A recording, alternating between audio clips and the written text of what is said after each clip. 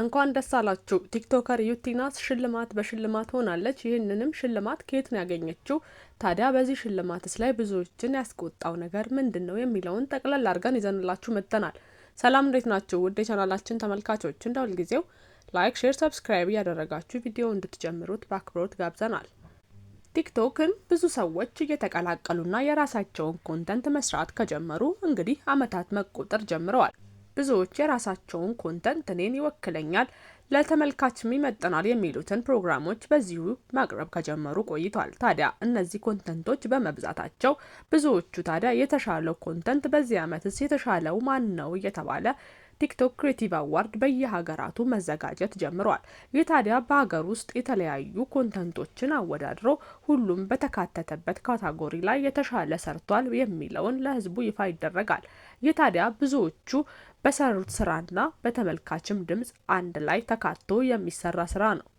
በቅርቡ እንኳ በእኛ ሀገር ቲክቶክ ክሬቲቭ አዋርድ በኢትዮጵያውያን የተሰሩ ብዙ ኮንተንቶችንም አወዳድሮ ሸልሟል። በዚህም ሽልማት ላይ እንደምታውቁት በርከት ያሉ ሰጣ ገባዎች ተነስተውበታል። በተለይ ደግሞ በአዶናይና በዩቲናስ መካከል ከፍተኛ የሆነ ውዝግብ መጥቶ ነበር። ይህ ፉክክር ታዲያ ብዙዎቹ የየግላቸው እስኪመስላቸው ድረስ ተሟግተውላቸዋል። ታዲያ በመጨረሻም አዶናይ የመኪናው አሸናፊ መሆኑን እናስታውሳለን።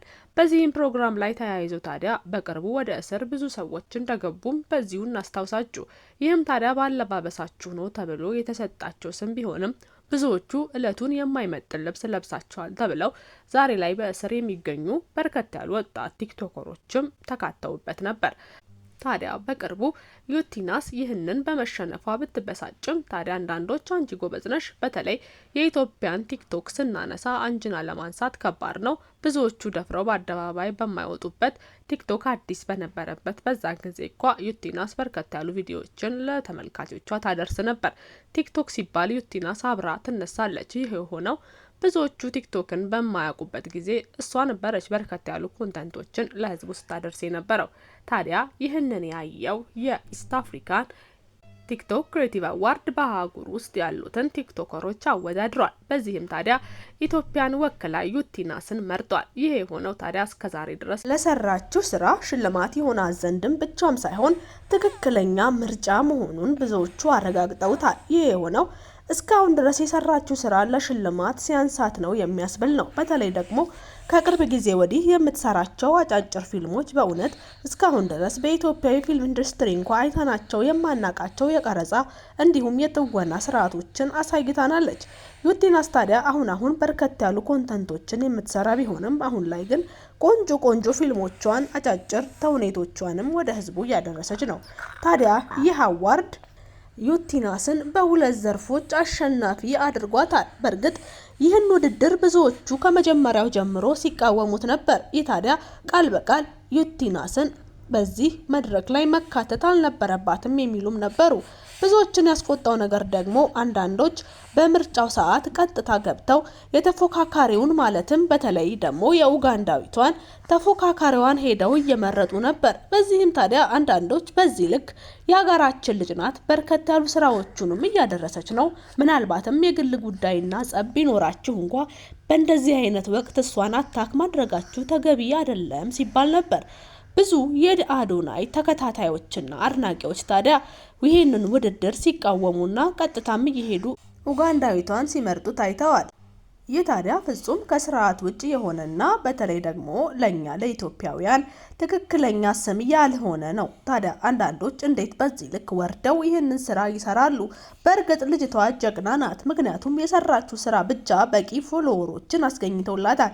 እንደ ሌሎቹ ፎሎ አርጉኝ፣ ይሄንን ሰርቻለሁ፣ እኔ ይሄ ነው ብሄሬ፣ ይሄ ነው ሃይማኖቴ ሳትል በስራዎቿ ብቻ ነው ይሄን ሁሉ ፎሎወር የሰበሰበችው። ጊዜ የማያልፍባት ናት። ቆንጆ ጠንካራ ሴት። እስካሁን ድረስ አንዳንዴ ቫይራል ወጥቶ የሚቀር ቪዲዮ የላትም። ሁሉም ቪዲዮዎቿ በሰዎች ዘንድ ተወዳጅ ናቸው። የራሷን ኮንተንት ብቻ ይዛ የምትሄድ ጠንካራ ሴት።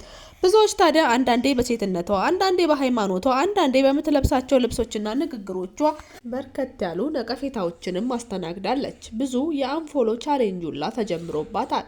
ያላልሹን ብለሻል፣ ባላዋለችበትም ውለሻል ተብላ ብዙ ጊዜ ወቀሳዎች ይቀርቡባታል። ልጅቷ ግን የዋዛ አይደለችም። በየትኛውም ሁኔታ ውስጥ ብትሆን ስራዋን ቅድሚያ የምትሰጥና ለምትሰራውም ስራ ኃላፊነት የምትወስዳት ናት።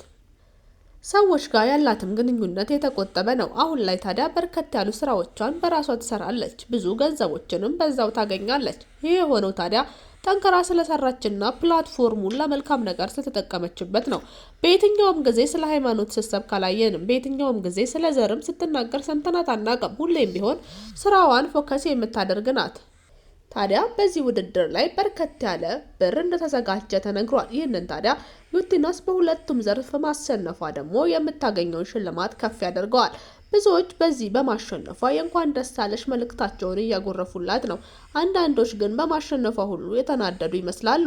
በሚገርም ሁኔታ ይህንን ውድድር እንድታሸንፍ ያደረጓት ራሷ ያመጣቻቸው ፎሎወሮቿን ምረጡኝ በማለት ሳይሆን አድናቂዎቿ ብቻ ባካችሁ ይቺ ልጅ ፎሎ አድርጓት ለዚህ ውድድርም ትመጥናለችና እየሄዳችሁ ምረጡ እያሉ ቅስቀሳ ሲያደርጉላት የነበሩት ፍጹም የማታውቃቸው ሰዎች መሆናቸውን ተናግራለች። ይህ የሆነው ታዲያ ብዙዎች እንደሚወዷት ያረጋገጠ ነው። አንዳንድ ጊዜ በደህና ቀን የሰራችሁት ስራ እንዲህ በአደባባይ ይክሳችኋል።